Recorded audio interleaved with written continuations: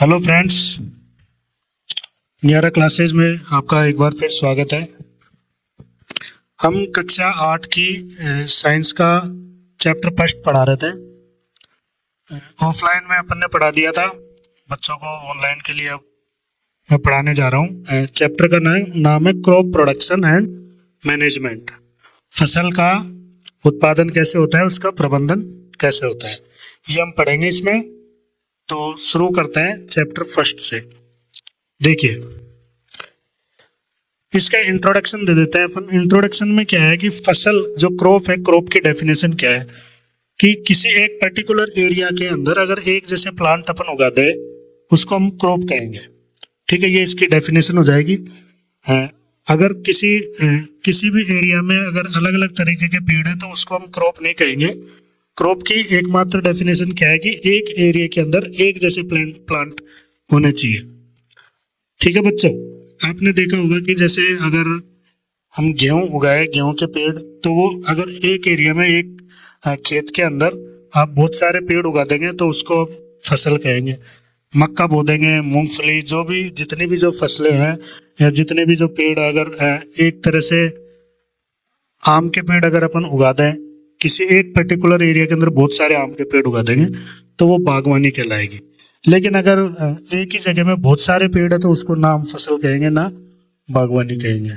ठीक है, तो एग्रीकल्चर किसे बोलेंगे? जो एक एरिया के अंदर एक जैसी फसल हो। ठीक है, और एग्रीकल्चर हमारे बैकबोन है कंट्री की। क्यों बैकबोन है? क्योंकि एग्रीकल्चर देश को रॉ मटेरियल प्रोवाइड करवाती है, और जो रॉ मटेरियल है, रॉ मटेरियल से ही सारी चीजें बनती है। उसको अपन संश्लेषित करके और तरह तरह की चीजें बनाते हैं।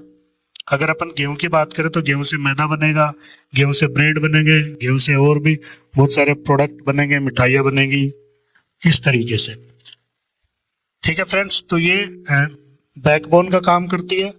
इस पे हमारी देश की 30% जो जीडीपी है, वो लगभग 30% जीडीपी एग्रीकल्चर पे डिपेंड है। अब देखिए, इसमें एग्रीकल्चर की अगर अपन बात करें तो एग्रीकल्चर में और भी सारी चीजें आती है।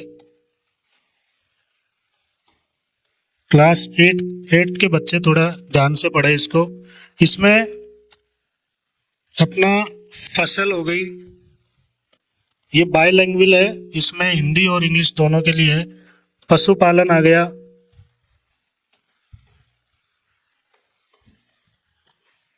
Cultivation of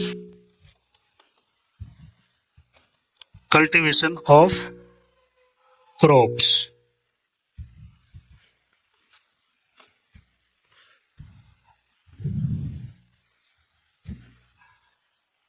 rearing of animals.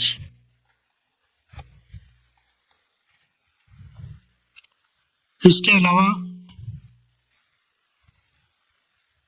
जैसे अपन मुर्गी पालन करते हैं, बकरी पालन, भेड़ पालन, जो पशुओं को जो पालते हैं अपन, ये भी एक एग्रीकल्चर का हिस्सा है। और कल्टीवेशन ऑफ क्रॉप्स तो है ही है। ठीक है फ्रेंड्स, आगे चलते हैं अपन। हाँ, टाइप्स ऑफ क्रॉप। मेजरली दो तरह की फसलें होती है बच्चों। एक तो होती है खरीफ क्रॉप और एक होती है रबी क्रॉप्स। ठीक है बच्चों, खरीफ क्रॉप्स क्या होती है? जो अभी जैसे बरसात का सीजन चल रहा है और ये जुलाई अगस्त का महीना चल रहा है, तो इसी टाइम जो जितनी भी जो फसलें होगी वो सब खरीफ क्रॉप्स कहलाएंगी। ठीक है, और ये रेनी सीजन में होती है। रेनी सीजन के अंदर ये आपको याद रखना है, एक जून टू सितंबर महीने में ये उगाई जाती है। ठीक है, और इनके लिए एक फिक्स टेम्परेचर चाहिए होता है। इस महीने में या खरीफ के अंदर जितनी भी जो फसलें रहती है वो उनको एक टेम्परेचर चाहिए रहता है, एक फिक्स तापमान पर ही वो उग सकती है। इसलिए ये इसी सीजन में उगाई जाती है। यहाँ पे इस टाइम अपना टेम्परेचर लगभग 30 डिग्री से ऊपर रहता है, तो उतने टेम्परेचर पे ये फसलें ग्रो कर पाती है, इसलिए इनको खरीफ की फसलें बोलते हैं। इनमें बहुत सारी फसलें हैं, जैसे मेज, कॉटन, पैडी, और भी ग्राउंड नट अपन बोल सकते हैं, ग्राउंड नट, मूंगफली, कपास, मक्का आदि, ये सारी फसलें जो है ये खरीफ की फसलें कहलाती हैं। इसके बाद रबी की फसलें वो है जो विंटर के सीजन में उगाई जाती है। सर्दियों के दिनों में जो फसलें उगती है वो रबी की फसलें हैं, विंटर सीजन में, और ये अक्टूबर से मार्च के महीने में उगती है। इनमें कौन कौन से, गेहूं आ गया, वीट, ग्राम, चना जो है, मस्टर्ड, सरसों, ये सारी आदि और भी फसलें हैं, वो सब ये रबी की फसलें हैं। जो सर्दियों में जितनी भी जो फसलें उगेंगी वो सब रबी की फसलें कहलाएंगी। तो ये मौसम के अनुसार दो पार्ट में अपन ने डिवाइड कर ली। मेनली दो पार्ट में है, खरीफ और रबी। खरीफ वो उगाई जो गर्मियों में उगाई जाएंगी और रबी जो सर्दियों में उगाई जाएंगी। अगर हम रबी की फसलों को खरीफ के सीजन में उगा देंगे तो ये ढंग से ग्रो नहीं कर पाएंगी। क्यों? क्योंकि रबी की फसलें वो हैं जिनको कम टेम्परेचर चाहिए होता है, कम तापमान पे उगने वाली ये फसलें हैं, इसलिए ये रबी की फसलें कहलाती हैं। और अगर खरीफ की बात करें तो उनके लिए टेम्परेचर ज्यादा चाहिए होता है बच्चों, ठीक है। तो मेनली ये टेम्परेचर पे टिकी हुई है। इसके बाद अपन नेक्स्ट टॉपिक है हमारा basic practice of crop production. फसलें जब अपन उगाते हैं तो उनमें क्या क्या प्रक्रियाएं शामिल की जाती हैं। तो मेनली 7 प्रैक्टिस हम फॉलो करते हैं। जो किसान हमारा वो ये 7 प्रैक्टिस फॉलो करता है। इन प्रैक्टिस को या इन प्रोसेस को करने के बाद में हमारे हाथ में फसल आती है। तो ये आपको पता होना चाहिए बच्चों, क्योंकि हमारा पूरा देश कृषि प्रधान है, कृषि पे हमारा पूरा देश टिका हुआ है, क्योंकि कृषि से ही हमारी पूरी अर्थव्यवस्था चलती है, हमारा व्यवसाय चलता है, किसानों की इनकम, उनका घर परिवार चलता है। तो ये इसलिए हमें जानना जरूरी है कि कृषि का प्रोसेस क्या है, फसल कैसे उगाई जाती है, हमें पता होना चाहिए बच्चों। 8th क्लास के बच्चों के लिए ये टॉपिक है। हाँ, पहला प्रोसेस है, पहली प्रैक्टिस, प्रिपरेशन ऑफ सोइल। सबसे पहले सोइल को प्रिपेयर किया जाता है, ठीक है। सोइल को प्रिपेयर करने के क्या प्रोसेस है, मिट्टी को तैयार क्यों करना जरूरी है, मिट्टी को उपजाऊ बनाना जरूरी है, इसका क्या तरीका होता है। देखिए, सबसे पहले हम क्या करेंगे, मिट्टी में उसमें पानी डालेंगे। उसके बाद उसको थोड़ा नरम करने के लिए, मिट्टी को नरम करने के लिए, देखिए क्यों की जाती है, मिट्टी को नरम करने के लिए, और उसके अंदर हुमस बनाने के लिए। मतलब इसको आप इंग्लिश में अगर बोले तो ह्यूमिडिटी बढ़ाने के लिए, ह्यूमिडिटी, और इसको मिट्टी को लूज करेंगे और उसकी ह्यूमिडिटी बढ़ाएंगे। तो लूज करने के लिए मिट्टी को, ताकि उसकी जो बीज है उसकी जड़ें आराम से नीचे फैल सके, इसलिए उसको लूज करना जरूरी है। प्लस ह्यूमिडिटी अगर मिट्टी के अंदर रहेगी तो जो हमारा जो बीज है वो बीज ढंग से अंकुरित हो पाएगा, उसमें से पौधा निकल पाएगा। इसलिए दोनों चीजें जरूरी है। तो मिट्टी को सबसे पहले प्रिपेयर करेंगे। इसके लिए हम क्या करेंगे, पहले मिट्टी में पानी देंगे, फिर उसको या तो मशीन की सहायता से, आप किसी ट्रैक्टर या फिर और भी बहुत सारी चीजें, जैसे पहले के टाइम में, आज भी कई जगह होता है कि अपन पशु की सहायता से हल लगा देते हैं और वो मिट्टी को लूज करने का काम करती है, उसको प्लो करते हैं अपन। तो ये जो प्लो करते हैं हम मिट्टी को, तो उससे प्रिपेयर होती है मिट्टी फसल के लिए, ठीक है। ये रीजन मैंने बताया क्यों करते हैं इसको ऐसे नरम, ताकि जो हमारे छोटे पौधे हैं उनकी जड़ें आराम से नीचे फैल सके और उनके अंदर ह्यूमिडिटी बनी रहे। और अगर प्रॉपर स्पेस रहेगा तो उनके अंदर जो पानी को बनाए रखने की क्षमता है वो भी ज्यादा रहेगी। तो ये प्रिपरेशन ऑफ सॉइल हो गया। इसके बाद अगर बात करें सोविंग की, तो सोविंग क्या होता है बच्चों, अपन ने मिट्टी तैयार करने के बाद में जो उनके अंदर बीज डालेंगे मिट्टी में, उस प्रोसेस को हम सोविंग कहते हैं। इसके कई प्रोसेस है, आप डायरेक्ट मैनुअली भी आप बीज उगा सकते हो, मशीन की सहायता से भी आप उसके अंदर मिट्टी के अंदर डाल सकते हो। तो मिट्टी के अंदर जो बीज को दबाना वो प्रोसेस कहलाएगा सोविंग। इसके बाद जैसे ही हमने बीज को मिट्टी के अंदर दबा दिया, तो तीसरा जो प्रोसेस हम करेंगे क्या, adding manure and fertiliser. Manure and fertiliser, बच्चों देखो, मैन्योर में और फर्टिलाइजर में क्या डिफरेंस है। मैन्योर होता है जो पुराने तरीके से हम जो ऑर्गेनिक खाद बनाते हैं, जो जैविक खाद बनाते हैं, उसको हम मैन्योर बोलेंगे। उसका प्रोसेस क्या क्या है कि गाँव में जैसे एक गड्ढा खोद देते हैं और उस गड्ढे के अंदर जैसे पशुओं का जो गोबर वगैरह है उसको उसमें डालते रहते हैं, और हमारे घरों से जो वेस्ट सब्जियां हैं वो उसमें डाल देंगे, और जो बेकार जो हरे पत्ते वगैरह हैं उनको उसमें डालते रहेंगे, थोड़ा थोड़ा उसमें पानी डालते रहेंगे, तो वो धीरे धीरे पूरा डिकम्पोज हो जाएगा। पूरा डिकम्पोज होने के बाद में वो साल 6 महीने बाद में एकदम पूरा खाद बन के तैयार हो जाता है। उस खाद को आप खेतों में डाल सकते हैं। खेतों में डालने के बाद फिर उसको प्लो कर देंगे। प्लो कर देंगे तो वो मिट्टी में मिक्स हो जाएगा। इससे क्या होगा कि हमारी जो मिट्टी है उसकी उर्वरक क्षमता, प्रोडक्टिविटी बढ़ जाएगी।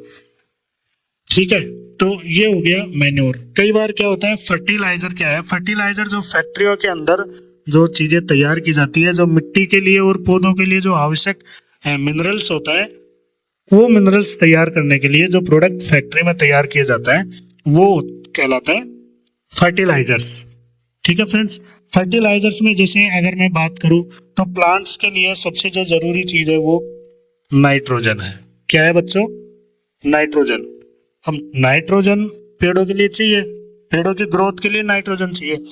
अब वैसे तो नाइट्रोजन हवा में पूरी नाइट्रोजन ही नाइट्रोजन है, लेकिन बच्चों नाइट्रोजन गैस को कभी पेड़ पत्तों के थ्रू नहीं ले सकते।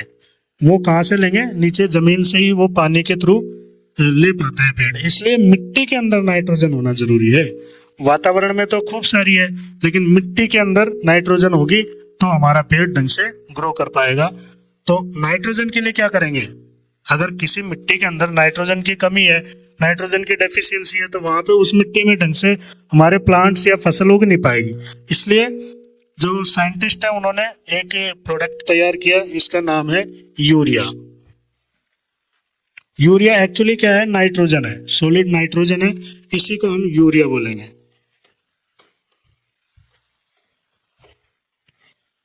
ये यूरिया हम मिट्टी में डालेंगे, मिट्टी में डालते ही वो नाइट्रोजन पूरा मिट्टी में फैल जाता है और वो पानी के थ्रू पेड़ों में आ जाता है। कई बार हमने देखा होगा कि बहुत सारे ऐसे मिट्टी के अंदर बैक्टीरिया होते हैं, वो वायुमंडल से एयर से सीधे नाइट्रोजन ले लेते हैं और पेड़ों को दे देते हैं। तो इस तरीके से नाइट्रोजन की पूर्ति होती है। और भी बहुत सारे जैसे पोटास चाहिए होता है, फॉस्फोरस चाहिए होता है, बहुत सारे मिनरल्स होते हैं जो हमें चाहिए होता है, हमें नहीं मतलब प्लांटों को चाहिए होता है, तो वो हमें फर्टिलाइजर से मिल जाता है। जो फर्टिलाइजर्स है वो लैब में तैयार होते हैं साइंटिस्टों द्वारा, या एग्रीकल्चर से रिलेटेड जो जितने भी साइंटिस्ट है वो हमारे लिए तैयार करते हैं। इसके बाद में जैसे ही आप खाद और उर्वरक अपने पौधों में डाल दोगे, मिट्टी में डाल दोगे, उसके बाद हमें चाहिए क्या? इरिगेशन चाहिए, पानी चाहिए। पेड़ों को पानी पिलाना पड़ता है, सिंचाई करनी पड़ती है। तो जैसे अगर आप किसी एक क्रॉप की बात करें, सपोज अपने राजस्थान के अंदर क्रॉप बाजरा होता है, तो बाजरे में क्या 3 से 4 बार 5 बार कम से कम उसमें पानी चाहिए होता है, और गेहूं में भी लगभग 5 से 6 बार पानी चाहिए होता है। तो ये इसको बार बार पानी पिलाना पड़ता है, और पानी के साथ साथ मिट्टी के अंदर जितने भी जो मिनरल्स हैं वो पानी के साथ साथ पौधों तक पहुंच जाता है। इसके बाद जैसे ही पेड़ थोड़ा बड़ा होने लगेगा तो हमें एक चीज और करनी पड़ती है, protection of from weeds. Protection from weeds. Weeds क्या है? खरपतवार। खरपतवार किसको बोलेंगे? कि फसल के अलावा जो भी प्लांट्स उग गए उसके साथ, वो सब क्या है? वीड्स है। हमने अगर मक्का उगा दिया तो मक्के के साथ में जो भी, मक्के के अलावा जितने भी जो अनवांटेड प्लांट्स हैं वो सारे प्लांट्स क्या कहलाएंगे बच्चों? खरपतवार कहलाएंगे। तो उनको हटाना जरूरी है। हटाना क्यों जरूरी है? इसलिए उनको हटाना जरूरी है क्योंकि हमने जो मैन्योर और फर्टिलाइजर्स डाले, जो पानी डाला, वो सारे हमारे जो फसल है उनको ना मिलके और जो खरपतवार है उनको मिलने लग जाएगा। दूसरा, अगर ये खरपतवार हो जाएगी तो प्रॉपर सनलाइट हमारी जो फसल है उसको नहीं मिल पाएगी। तो 2-3 रीजन है। एक तो ये हमारी जो सनलाइट है उसको आने से रोकते हैं पेड़ों तक जो हमारी फसलें हैं। दूसरा, ये हमने जो मैन्योर और फर्टिलाइजर्स मिट्टी में डाले हैं प्लांट के लिए, उन मिनरल्स को फसल तक ना पहुंचने देकर खुद वो उनको कंज्यूम करने लगता है। ठीक है। और हम जब फसलों के अंदर पानी देंगे तो वो पानी को भी ये कंज्यूम करेंगे। तो इसलिए हमें हमारी जो फसल है, क्रॉप है, उसको बचाना जरूरी है। किससे? वीड से। इसको हटाने के कई तरीके हैं। आप मैनुअली हटा दो या फिर बहुत सारे ऐसे मतलब कृषि यंत्र हैं, उनसे भी आप इनको हटा सकते हो। फिर जैसे ही आपकी फसल एकदम मैच्योर हो जाए, पक जाए, तो उसके बाद में उसकी हार्वेस्टिंग करेंगे बच्चों। अपन छठे नंबर पे क्या करेंगे? हार्वेस्टिंग। हार्वेस्टिंग मतलब कटाई करेंगे। कटाई करने के कई तरीके हैं। आप मैनुअली कटवा लीजिए लेबर की सहायता से, वर्कर की सहायता से। दूसरा आप मशीन से, किसी मशीन से, कई तरह की हार्वेस्टर है, ट्रैक्टर है, ये इनसे आप फसलों की कटाई करवा सकते हैं। इसके बाद में अच्छा, हार्वेस्टिंग में दो प्रोसेस होता है। अपना जो मेन फसल है उसको अलग कर देता है, और जो जो हमारा जो चारा है उसको अलग कर देता है। जो चारा है वो पशुओं के काम आ जाता है, और जो फसल है वो हमारे काम आ जाती है। तो ये प्रोसेस हो गया हार्वेस्टिंग। ठीक है बच्चों, आगे है स्टोरेज। स्टोरेज में अब लास्ट में जो हमें फसल, जो क्रॉप मिली है, उसका हम स्टोरेज करेंगे। स्टोरेज करेंगे, उनको बैग्स में भरेंगे, और बैग्स के अंदर उससे पहले इनको ड्राई करेंगे। जैसे हमने हार्वेस्ट करा हमारी फसल को, तो उनके अंदर बच्चों थोड़ी सी ह्यूमिडिटी रह जाती है, थोड़ी नमी रह जाती है। वो नमी, अगर आपने उसको नमी को दूर नहीं किया और सीधे फसल को बैग में डाल दिया, तो वो खराब हो जाएगी हमारी फसल 2-3 महीने बाद में। इसलिए सबसे पहले क्या जरूरी है? उनके अंदर सुखाना जरूरी है, ड्राई करना जरूरी है हार्वेस्ट की हुई फसल को। जब तक उसमें 5-6 दिन की धूप नहीं लग जाए, उनको हम पैक नहीं करेंगे। जब वो पूरी तरह से फसल हमारी ड्राई हो जाएगी, उसके बाद उनका स्टोरेज करेंगे। हम बैग्स में उनको भरेंगे, और उनके अंदर कुछ ऐसी चीजें डाल देंगे जिससे हमारी फसल खराब ना हो। जैसे गाँवों के अंदर मैंने देखा है कि नीम के पत्ते डाल देते हैं, और भी बहुत सारी चीजें हैं जो वो डाल देते हैं, जिससे हमारी फसलें खराब नहीं होती। ये सॉरी, अनाज खराब नहीं होता हमारा। तो ये 7 प्रोसेस है बच्चों, जो चैप्टर फर्स्ट के अंदर आपको दिए हुए हैं। कक्षा 8 एनसीईआरटी का एक टॉपिक है। ये सातों के सातों प्रोसेस आपको याद होने चाहिए बच्चों।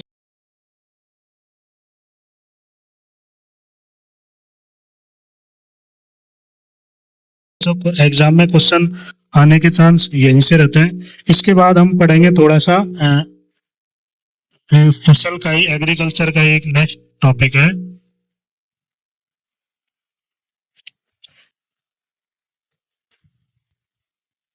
Animal husbandry. ये हमारा इसका नेक्स्ट टॉपिक है, एनिमल हस्बेंड्री। पशुपालन बोलेंगे। पशुपालन देखिए, it is the practice of raising animals. Raising animals for milk के लिए, मीट के लिए, एग्स के लिए, और वूल्स यानी कि ऊन के लिए। जो हम मिल्क, मीट, एग्स और वूल्स के लिए, और भी कई तरीके हैं। हम जैसे पशुओं से बहुत सारे काम भी करवाते हैं, तो उनके लिए अगर हम एनिमल्स को रेज करें, तो इस प्रैक्टिस को हम क्या बोलेंगे? Animal husbandry. ठीक है बच्चों। और जैसे डेयरी फार्मिंग। डेयरी फार्मिंग में क्या है कि अगर इनका कॉमर्शियल पर्पज से इनको पाला जाए, और जैसे गायों को, भैंसों को, मुर्गे और बकरियां, और जैसे भेड़, इनको कॉमर्शियली अगर अपन पाले, तो कॉमर्शियल रूप से भेड़ क्यों पाली जाती है? एक तो उनके लिए, और दूसरा उसके दूध के लिए, और फिर कई बार इसमें भी यूज ले लेता है। और पोल्ट्री जो है, ये अंडों के लिए और मांस के लिए इसका यूज किया जाता है। और काऊ और बफेलो के लिए, इसके लिए दूध के लिए, मेनली दूध, घी, छाछ और बटर वगैरह, ये सारे इसलिए डेयरी का यूज है। It support farmers. इससे क्या होगा? फार्मर्स को सपोर्ट होगा, उनकी इनकम जनरेट होगी, और उनको न्यूट्रिशनल फूड मिलेगा। किसानों को क्या मिलेगा? न्यूट्रिशनल फूड मिलेगा, और किसानों का व्यवसाय भी चलेगा, उनकी थोड़ी आमदनी होने लगेगी, इनकम होने लगेगी। तो ये एनिमल हस्बेंड्री। तो बच्चों, आपने सीखा कि फसलें कैसे होती है, एग्रीकल्चर कैसे हम करते हैं हमारे देश में, ये आपको पता होना चाहिए दोस्तों। ये जो 7 प्रोसेस है बच्चों, क्लास 8 के, आपको ढंग से याद करना है। थैंक यू दोस्तों, जुड़े रहिए हमारे चैनल के साथ। और ऑफलाइन बैच भी हम चलाते हैं, तो अगर आप नियर बाई है जगतपुरा जयपुर के तो आप आइए और क्लासेस ज्वाइन करिए। Thank you very much.